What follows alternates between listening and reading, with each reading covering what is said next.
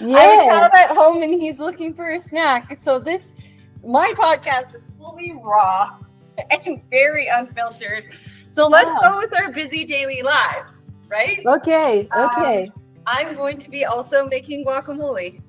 Oh, nice. That's Well, you are unlucky then that I just stuffed myself because I realized it was about to start, and I was like, I'm starving. I'm not gonna make it. while my partner was checking the set, I was like, so good. Oh my gosh, that's so funny. We have a lot in common. I Yeah. always like when I have 3 minutes, I'm literally like running and like, oh, I need tea and a snack. And hello, my name is Brandi Hofer. Welcome to the Color Me Happy podcast. I'm so grateful you're here, and I'm very grateful for your time. You are going to feel so empowered with our episodes and our guests because they live a truly passionate life. They're excited about what they do. They know that creativity matters and that your art matters and that it matters to following your passion in life to ultimately see your everyday ordinary as extraordinary. These episodes are almost unedited, very raw, so it'll feel like you're sitting down for coffee with a friend. Feel free to reach out anytime at Brandi Hofer Studios on Instagram and subscribe for more content just like this. Thanks for being here. yeah, good. How are you doing? Welcome. Yeah, thank you. Yes, all great, all great. Yeah. Okay. I want to start like right at the beginning with your journey. Like, did you go to art school? Where are you based out of? All things like that. And we'll dive into just who you are and then how you got to where you are. And I'm genuinely curious too. And then I liked what you said about balance. You said I'm not great at balance, and if I had any tips, that would be great. So, what did I say about balance? Didn't I say? burnout. It was burnout. Oh If I had yeah, any tips on burnout. burnout, Yeah, I'm the yeah. worst as well. And I feel like anyone who honestly is in our line of creative business also burns out pretty frequently. So we could talk about it and just be honest about it. It's very authentic and very raw chat. I can see. I like your headphones. I should have put the earphones, not the. Oh, That. it's okay. These, yeah, like, so I have a mic. So I never ask people to wear AirPods because usually they'll leave the speaker on and they actually have the worst sound of all time. Oh yeah, it's true. It's true. Yeah. I don't know. I'm like, Apple, you have the technology to make this better. I'm not sure why you haven't. Yeah. Yes. It's so strange. Yeah. So yeah, I remember that I said like let's not talk about burnout this because but we can have a genuine if that's what you are trying to do. If it's honesty what you are looking for, I'm all I in am. that. I am looking. Oh no, something disconnected. Okay, I'm going to do the funniest thing, and I have a child home sick today. Hold on. Let's see. I don't know where my camera or why it went. I just must have pressed something. Yeah. There we go. Oh gosh, here we go. I Technology can is being move. cool. Yeah, I see you halfway. I see you all great. It's okay. I got it. Yeah, there we go. I moved into my kitchen. Yeah. I have a child at home and he's looking for a snack. So my podcast is fully raw and very unfiltered. So let's go with our busy daily lives, right? Okay. I'm going to be also making guacamole. Oh, nice. That's Well, you are unlucky then that I just stuffed myself because I realized it was about to start, and I was like, I'm starving. I'm not gonna make it. while my partner was checking the set, I was like, so good. Oh my gosh, that's so funny. We have a lot in common.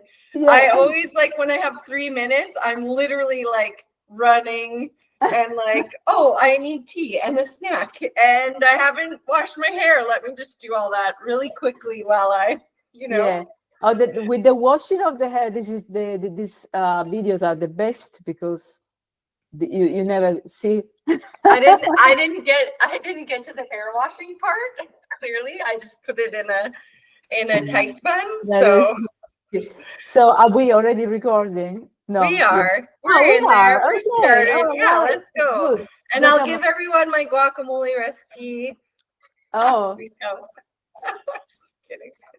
Welcome. I'm so glad to have you. Okay, so I want to know where are you based out of? Well, I want everyone to know where you're based out of. So I'm based in UK, and if you zoom in, I am in Oxford now, actually. So I was 25 years in London, and last year we decided to make a move more into the countryside. So we are in Oxford, which is not too far away from London, but it's a very a different story. Yeah, it's like a very quiet, clean, elegant city. It's a university city. Oh, lovely. Where the famous Oxford University is based. I don't know if you heard about that, but it's like a very prestigious, worldwide known university. What? So that's yeah. Yeah. So my partner actually wanted to have like, our daughter, she's 15 now. So we wanted to have a little bit of a different environment for her to grow up. Weird. Then like then London. Because London, it's pretty full on. It's amazing when you are 20. This is when I moved there. Actually, I was 20, so I had a really great time spending all my 20s and then 30s. And now that I'm becoming older, now we moved. Your value systems shifted. Yes, probably. To be honest, my value system is just give me a studio, give me a big studio, and I can be anywhere. That's the thing. That's the truth.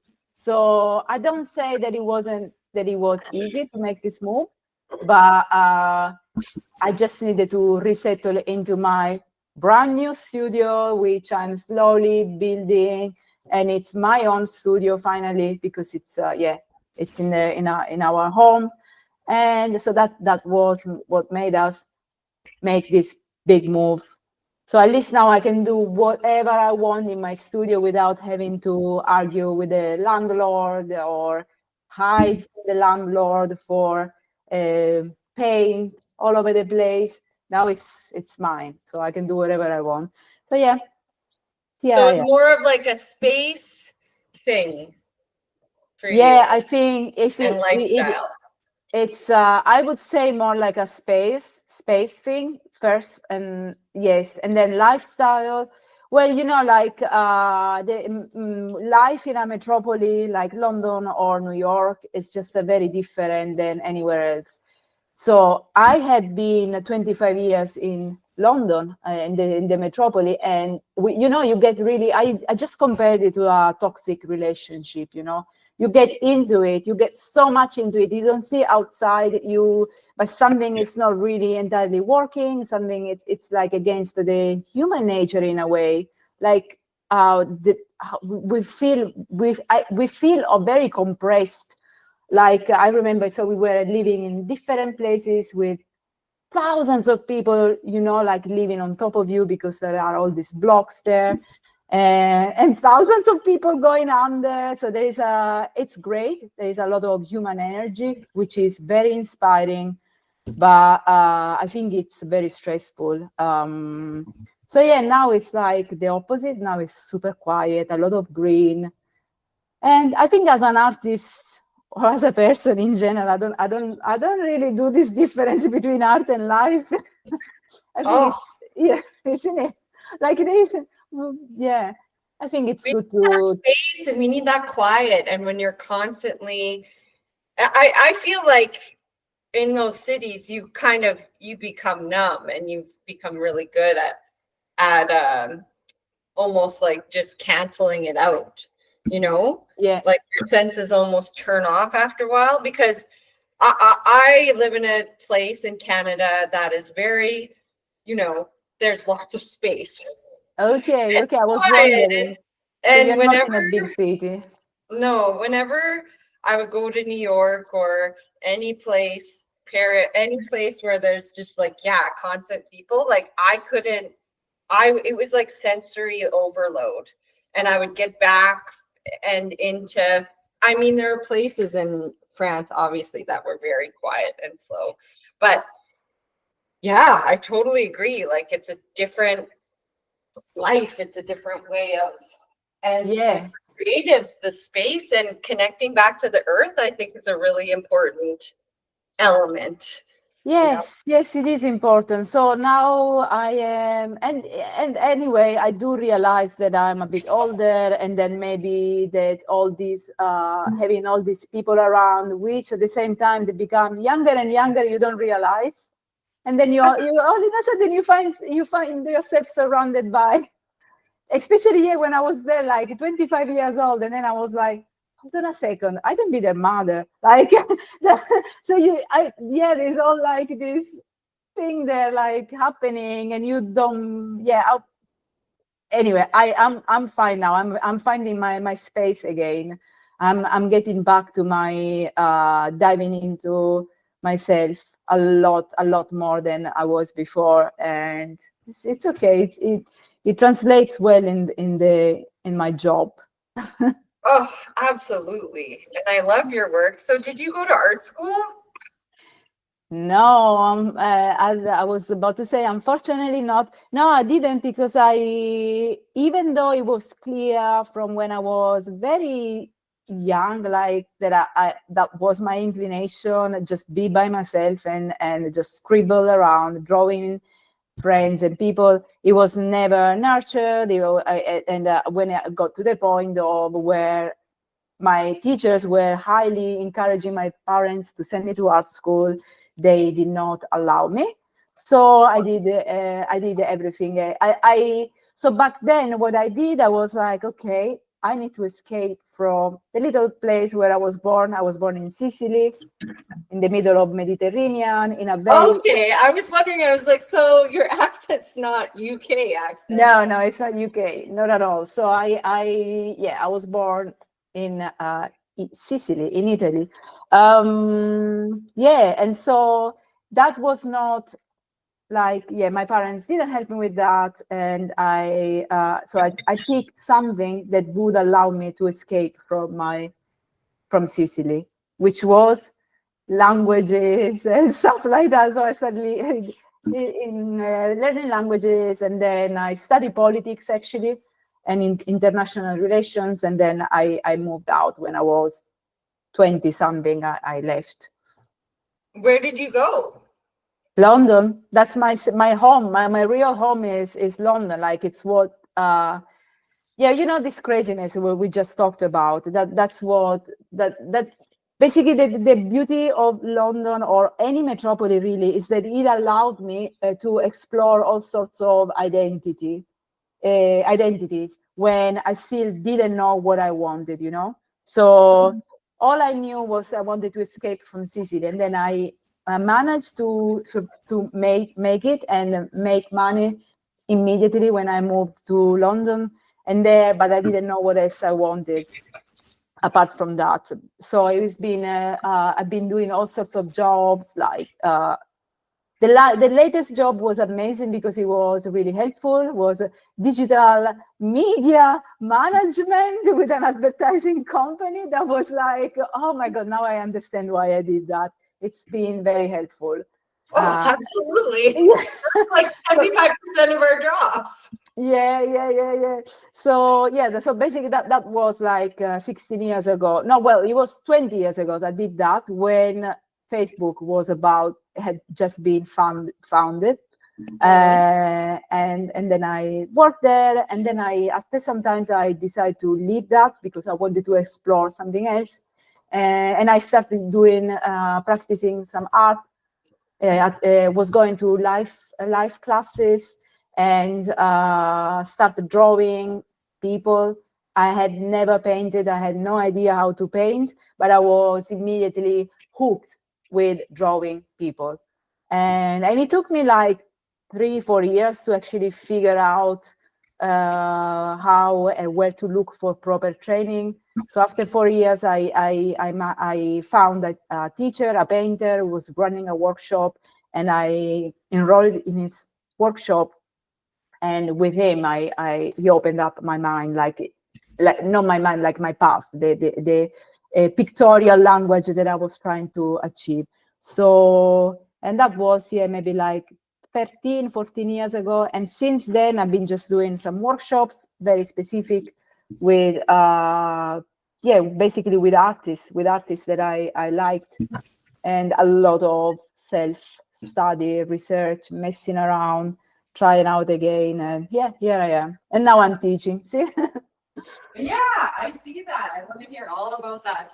And I think what is really interesting and useful for this our creative audience that are in our listener base is, people think you have to have this huge education around having an art career. And I feel like, and the general sense in a lot of people's experience is, actually a lot of people do business and marketing, or they're considered real jobs.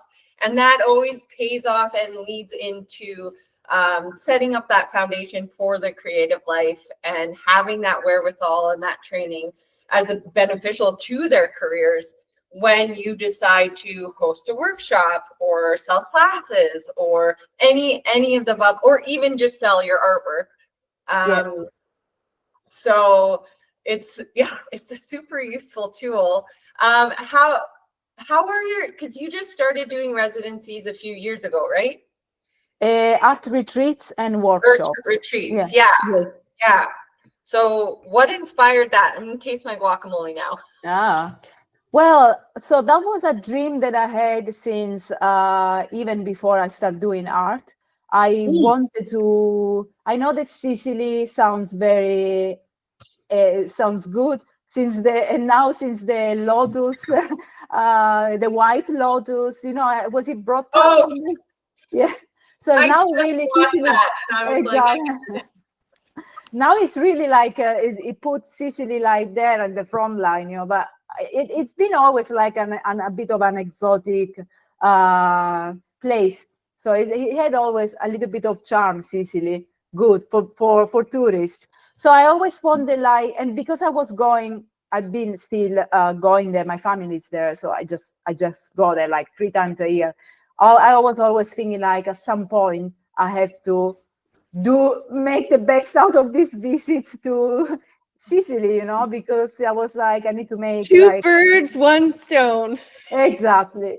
So, and that doing the retreat is something that an idea that I had even before I start training. I was thinking like, I need to bring people there. And the very first idea was when I was working in advertising, was to bring people there and be a tourist guide. That was the very first idea. So I knew I would connect, find the hotels and arrange everything. And then, of course, life took over, and good that I didn't go ahead with that idea, because then after 15 years, after 13 years, materialized in something so much prettier, so much more satisfying, which is doing the retreat now. So still the same. I've been organizing everything like hotels, transport. I have basically the backing of a place. I know the place so well. I have all the family, friends, people who are actually working in the transport industry. So I got all the links, and so that's why it was possible for me to actually put this up. And so now I did 3 already, 1 every year, and people now are asking for more. Now it's becoming more and more structured. So it's that's how it. So it's funny because I'm realizing again, because I'm getting older, that I actually many of the things that I'm doing, they were already planted since a long time ago. Like when they say this stuff, that is visionary, but in a way, I have to say it is true. Like you have some ideas, some that are at the moment, like 15 years ago, would have sounded like absurd. And in fact, it took all these years and me also forgetting about it to actually the thing materialize. So yeah, the visions, the ideas, the one that comes in the middle of the night or early in the morning, these are like I'm yeah, I always cherish that, even if they sound like absurd. I feel like, it's so nice that I'm having this idea. Maybe one day it will happen. And taking those like small daily steps to get there, Yeah. thinking about it. And Totally. it's so true that it is a seed, and it's an initial thought, or like a vision, or it truly can come to life. And it's crazy how it does. Like Absolutely. it's so powerful. It's powerful. It's like, see, I don't like to talk too much. Like on one side, I like to talk about this stuff. On the other side, I always have like, I feel there is a lot of these, I don't know how to say, like, these moments are very intimate, are very magic, like you cannot force yourself to visualize something with your, like, with your rationality.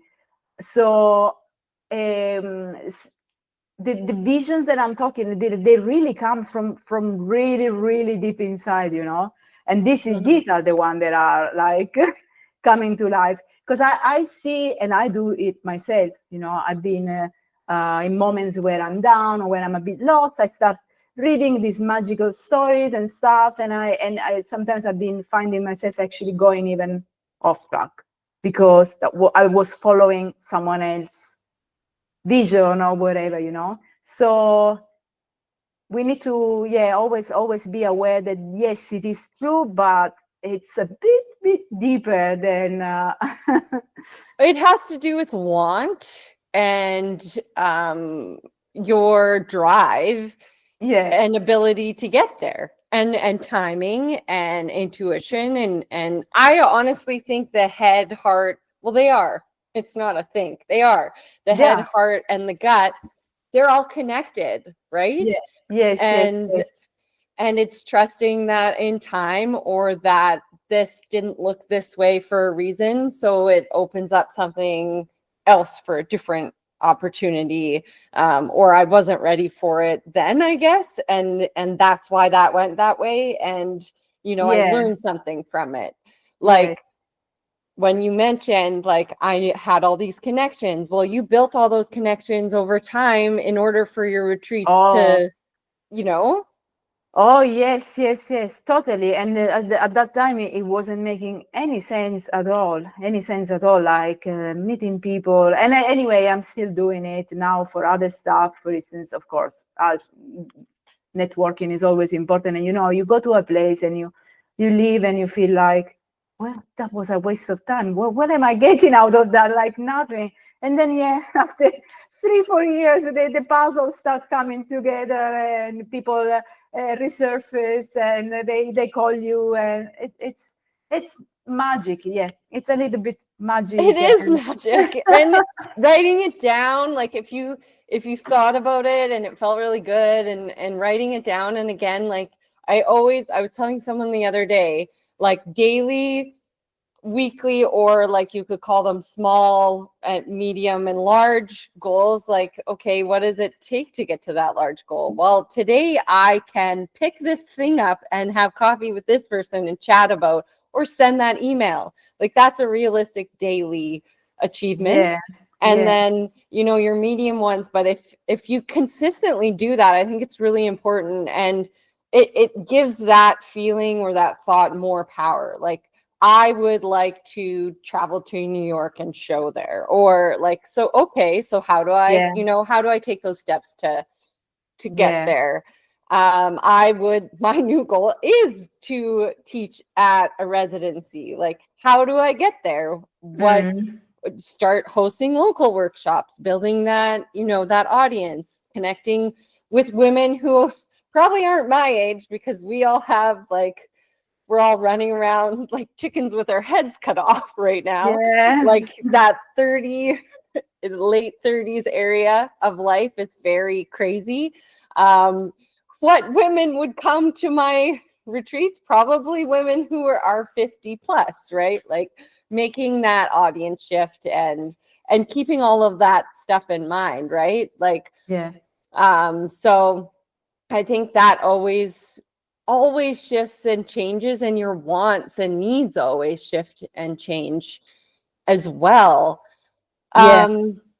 So and as creatives, we have that ability to problem solve, right? And pivot, which is really cool. Yes, I am.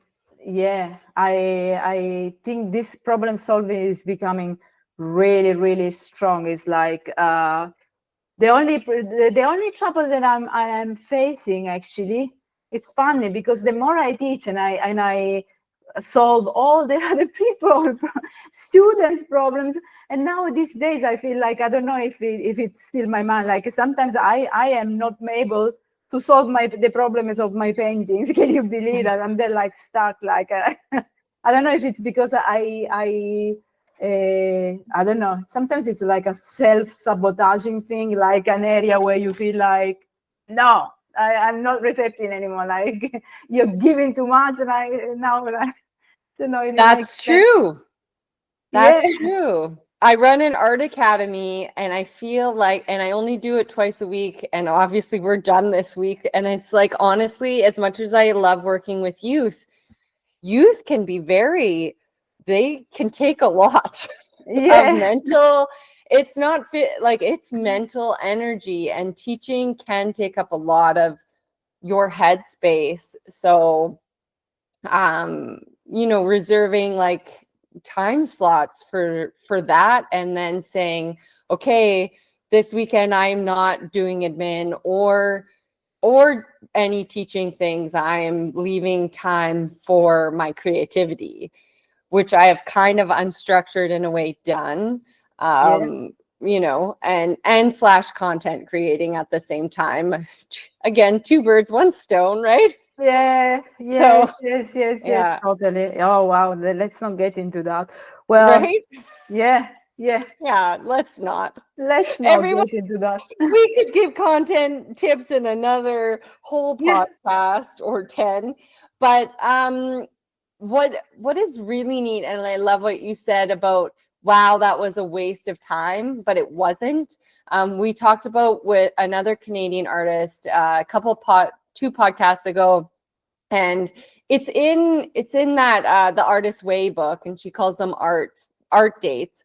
But Billy Ray and I both chatted about the importance of connecting to other women, having those slow conversations, having those art dates. And she's like, I don't mean it to happen. And I agreed with her. I've had so many instances, and we both just sat there naming all this cool stuff that had happened from just simply, she had a friend on a board, and that board person had a huge contract for their thing, and she ended up getting hired for all of these, paintings, and the art dates and the time, and making time and space for those connections.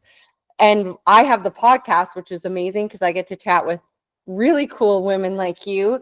And like something always, like, you click with someone, or you have an idea, or someone had a solution to one of your issues, like making time and space for those connections. How do you do that in your practice? Me?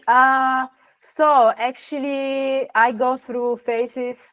I have to say that because I've been a lot in contact until now with, I went through a phase of deep isolation in the last couple of years because I was brewing all this new idea. There was the move in the way, and then I wanted to do the retreat and make it like after the first one. I wanted that to become more like something that was not done by chance, but something repeating. And then the workshop. So I had been really like, I could not meet with other people, like with other artists, or anyone, because I was too much into this crazy planning. And You were so, obsessed. yeah. So the only social that I was having was with when I was then running the workshop. So I was meeting the artists who would take the workshops, and there were quite a few actually. I did quite a few workshops in a row. So that was kind of my only connection with people, but it's not what we are talking about, that other sort of networking. So now that I have, now I am slowly going out of this isolation, deep brewing, and I already sketched like, okay, I need to step out. I need to go to London again this time. So I'm starting really, I'm getting out of my comfort area, because unfortunately then it becomes also a comfort area when you are by yourself in a way, especially if things work. So if things work, like the workshops were great, and then so I felt like, oh, maybe I don't need to network with other artists or critique or all this stuff. So but now after sometimes I feel like I need it. I actually need it like big time. So basically now I did my full schedule there, like, okay, I need to force myself, go to London and go to this exhibition and this event and that event. And I'm doing that. And I am, and so now I'm building a network with people here in UK. The fact that I'm here with I can drive with my car, while in London it was not possible. So I've been driving all over the country just for the fun of meeting people and meeting artists.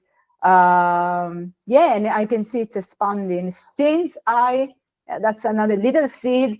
Like since I put this thought in my head, that was last summer. I was like, I need to get out of this. Like I need to get out again. This is not enough.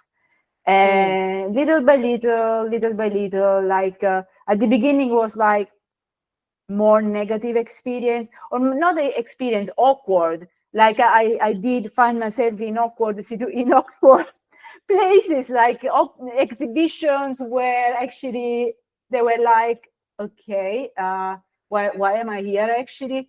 But you know, it's like with everything, like it has its own. You need time to find the place and be patient. And now finally, after like some good contacts are starting coming together, so I'm really excited, in fact, about this new phase that I have reopened, like the networking with the peers, women artists, also men artists, and all. Yes, but I had to take a big step for that, out of the comfort area. Many people, actually, many artists also that study with me, they all feel isolated. So many, for instance, they come to the workshops because of that. It's the only opportunity for them to meet other artists. And the only thing they ask me like how to do it. And of course, online, it's what it is, you know, it's not like it's a complimentary thing. But I always suggest people to go to live classes. So all my students now, they are starting live classes and stuff, because let's face it, it is such a good environment to find open mind people that they are just there to make art, whatever art, and no one really cares if you are doing the model well or not well, but it's a really great environment. So yes, people, let's get out and Yeah, no, Yeah. the isolation modes are important. And for creatives and for myself, like I recharge alone. And I think that's great advice for people to get out of their comfort zones. And sometimes, and you will feel awkward. Oh yeah. Or like, why am I here? And you're like, well, that was that, you know? Yes. But Totally. that's like, that wasn't the right fit for me, or that wasn't a person I was meant to connect with, you know? So there will always be those moments and those feelings and stuff, but it is good to get out and connect. Yeah, no matter what you make or create, like that doesn't matter at all. You're totally right. It's like being together, and you'll learn along the way. The outcome, the product is not the point at all. Absolutely. In any case, even the feeling of awkwardness, Yeah. I mean, just to make sure that we make the maximum of everything, those bad feelings, they will always, we can always filter them and channel into our practice, It's like at the end of the day, that's what we are good at, artists, like you feel bad all in a sudden you have like, oh, maybe I can paint this, and so nothing is really lost. Yeah, I actually remember a workshop I went to with another figurative artist. And he, like, the work I made was pretty shit. Like, it wasn't great at all. But I still remember advice he gave. We still talk today. And we had connections in common, like other artists in common.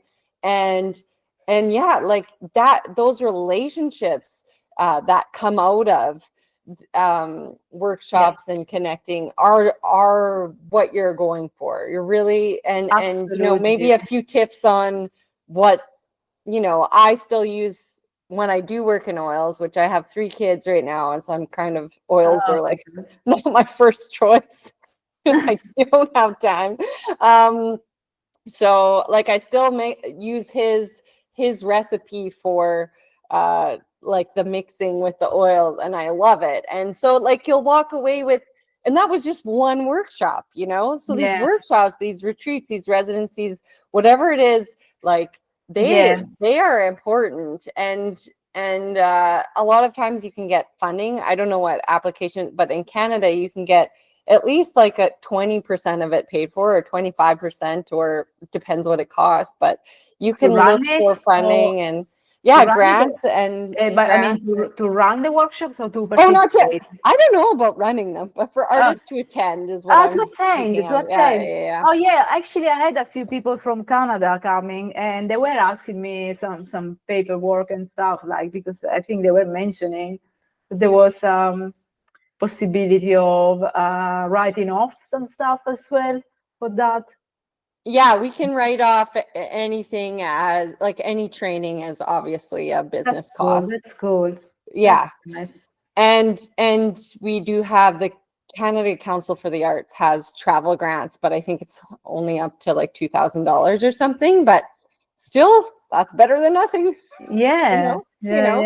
So like, how will this training further you in your career, basically, is what they ask. I got one when I went to New York and showed with PXP at one of the art fairs. So like, yeah, and they ended up giving me more than I asked for. So I think they knew like or New York's going to cost you a lot. And it did. Yes. Well, 5 days in New York, $1,000 a day. Wow. Or no, $2,000 a day. Yeah, it's nuts. But so did you spend time in New York? Did you say you yeah, I went for 5 days only. Oh, 5 days. I understood 5 years. Oh, that's nice. No.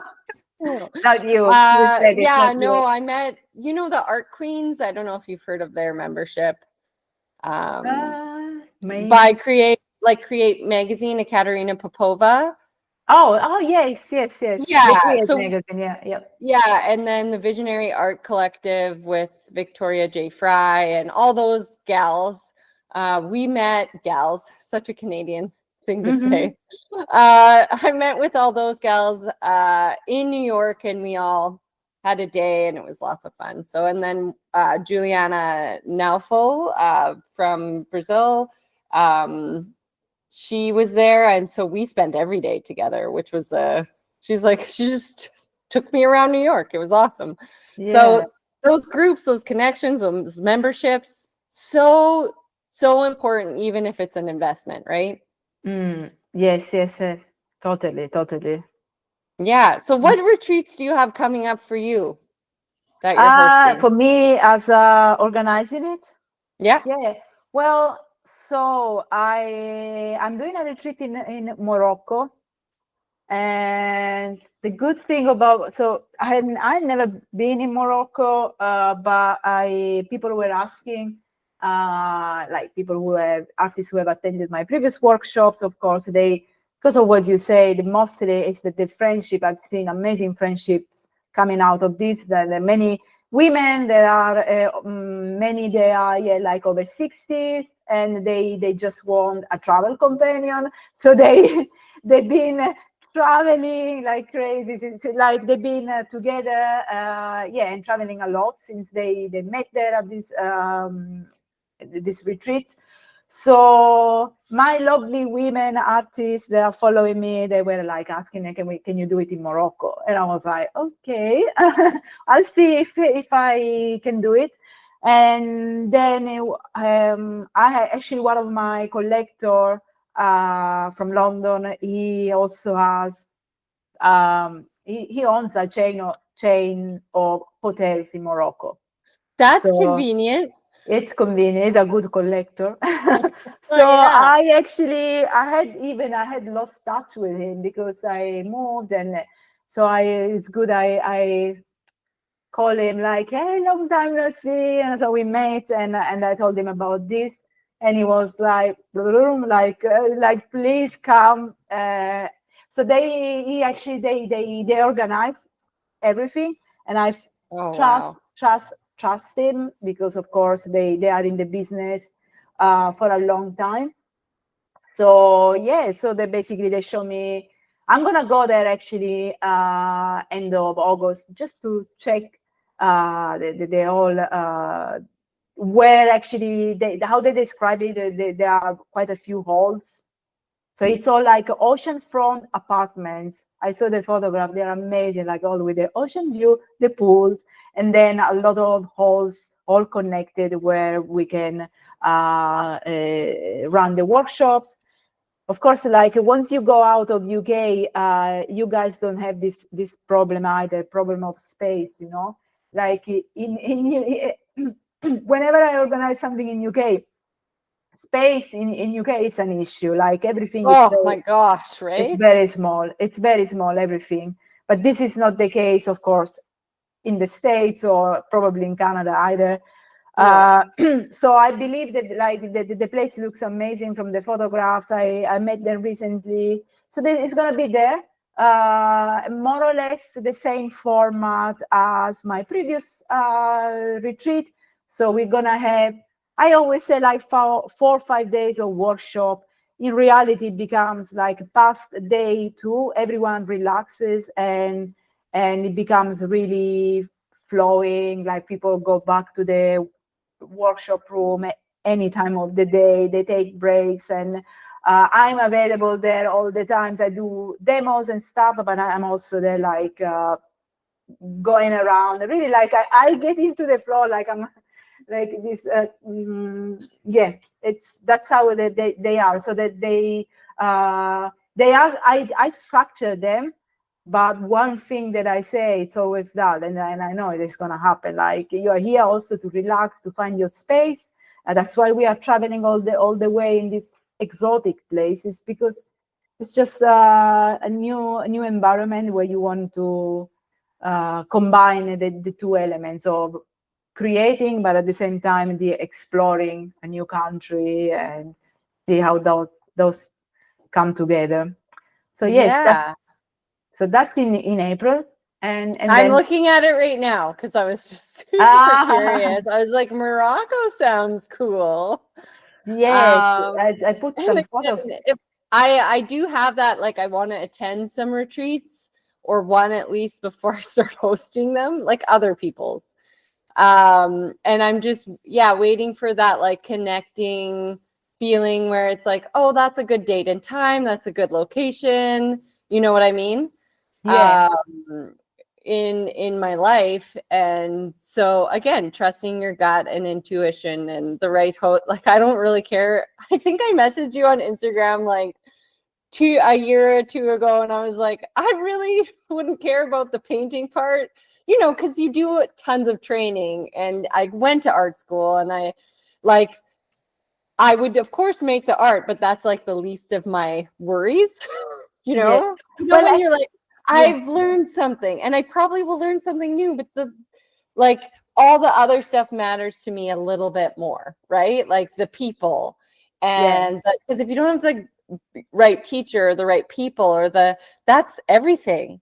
I did a residency and I had such good ones, and then I went to another one, and they were all my age or younger, and I feel like the maturity level wasn't, well, at my age then, that was a decade ago, or yeah, they were all really young, and it just wasn't the same. I had just come off France and Montreal, and it just wasn't the same.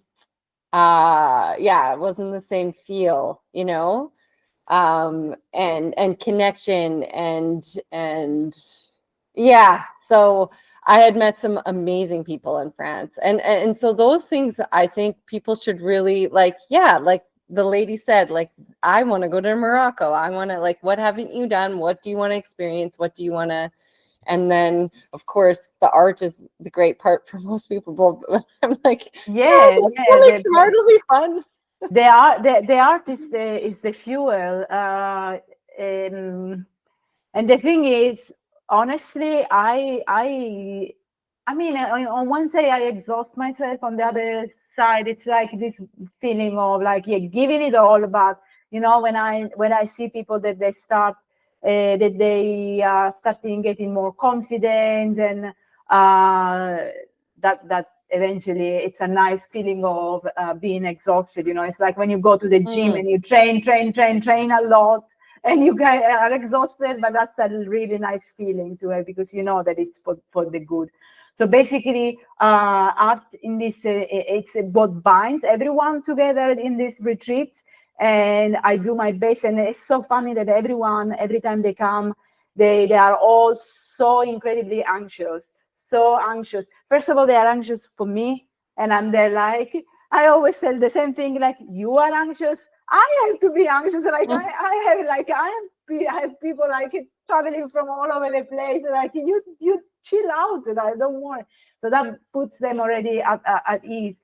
But then they are anxious for the skills and things, and I always tell them now, look, you are here for exploring. You're not here to make a masterpiece. No one is judging what you're doing, and they get really comfortable, like to a level that I envy them, because I struggle to get that comfortable in a room with other artists. So there's pressure. Yeah, there is a lot of pressure. So I need to praise myself for that. I don't praise myself often, but I think I make a really, really active effort to ease people and to create this community feeling, like, where they can feel really like in this group, but and relax. Like, it's not something that is random, and probably it's getting better and better, because you need a little bit of active, but also a little bit of experience in making sure that the group dynamic is nice. So it was always nice, but for instance, in the last retreat, the very last one in Sicily, that was really nice. Like, people we were doing karaoke in the middle of the night. We were dancing, getting drunk, and then in the morning, everyone painting again and barefoot, and you know, like it's amazing. It's like being a teenager again, and having that super nice experience, and also being advancing with the skills and stuff. So yeah, it's I think it's great if you have the chance, if people have the chance to do this experience. It's they are very, very strong, very, very nice, spiritual, and all sorts of good stuff for people growing. Yeah, they look amazing. I'm on your site, so if anyone wants to check out, it's rossoart.net. Is that right? Yes. Yeah. Like, gorgeous. They look just picturesque. I never published I didn't yet put the photos of Sicily, of the last retreat, because that was mental, you know, and it was very cross-generational and cross-gender. So there was usually it's more women, but this time there were like 4 men, and yeah, age range from 35 to 75, and Awesome. it was so cool. Like by day 3, you wouldn't understand anymore who was whom, like in terms of Yeah. So that's the art thing. Like we were just there like artists, like Mm. connecting. So yeah, was great. Oh, that sounds so cool. I know our art academy was all little girls at first, and now there's a ton of boys signing up, and it's so strange, and it's a different energy. And I'm not saying it's good or bad, but it's funny how that happens. It's like, oh, actually that does look good and fun. And like I do want to connect to my creative side and have the freedom and the permission to be myself fully. Yeah. I think, and I was really lucky my first 2 years of art school until I went to university, and then it was really bad. My first 2 years, it was that kind of feel and that kind of group. It was very open and wonderful, but it was the environment set by the professors, and that's, and you, the way you said you started it out, you say to people, you're vulnerable. I'm nervous too. This is a lot of pressure. You give permission for everyone else to be themselves. I think that's really important. Yes, totally. And to be honest, like of course, like like I always say that the majority is always English speaking people. So that was something that, of course, has been always like putting me like like I make a lot of effort to now it's more flowing, but yeah, it's when people tell me they are nervous and they're like, hey, I'm talking another language, I'm talking about something like there is a, so that I think people, they can connect with that, with the fact that allow yourself to be vulnerable and accept that and show it. Yeah. That's vulnerable great. is not being a victim. It's a very different feeling. Vulnerability. Absolutely. There is a big difference, and you're right, between the two. Yeah. Where can everyone find you on social media? I'm on Rosso Artist. That's where I am. In fact, that's I'm mostly my home. Sorry? Instagram. Yes, at the moment I'm mostly on Instagram. And I think that's where I put all my energy. Actually, I have an account on YouTube, but I never managed to. I didn't have time to put my work. So time consuming. Oh my gosh. Yeah. Oh yes. I will. At some point, maybe I will. Well, I'm waiting that my daughter actually has a little bit of time, and I told her already that if she can do a little bit of social media for me, like managing some channels. She's 15. I will wait a couple of more years, and then she doing that, because it would be. I'm really like looking forward to that. Yeah, I know. I always see like successful female artists, but their husbands are doing all like the editing and the website, and I was like, that would be nice. Oh well, okay, of course. Right? That's my partner does a lot of this stuff. There you go. You're one of them. Yeah, I am one of them. Yeah. My partner left his job like maybe after COVID. Yeah, he left his job. I mean, COVID was the launch for me, the big launch for me, and the change in our family rhythm, because he was he was tired of his job, and I was like, I needed someone to help me, and then COVID happened and it reversed everything. So yeah, I'm one of those. People ask me like, how do you manage? And I manage because it's not me only. It's two of us. Yeah, working with it. Yeah, that makes sense. That makes sense. My husband would be the worst. Yes. So you by yourself. I don't know. But you have other assistants, some people that help you, or I have part-timers, so everyone who like either contract works or part-time. Like I have someone who repurposes my content, so repurposes.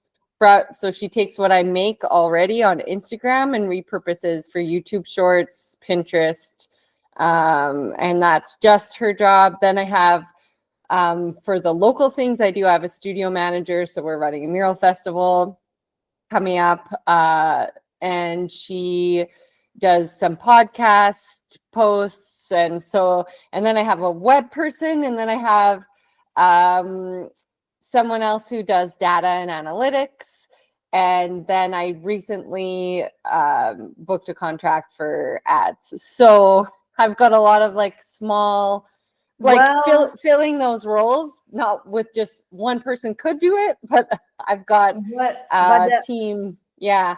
That's amazing. Actually, we have just started with that because, of course, because my partner he cannot do that, and also there is some stuff that is very special, like all what you mentioned. These are specific job, specific figures that you need, and I don't have any time anymore to.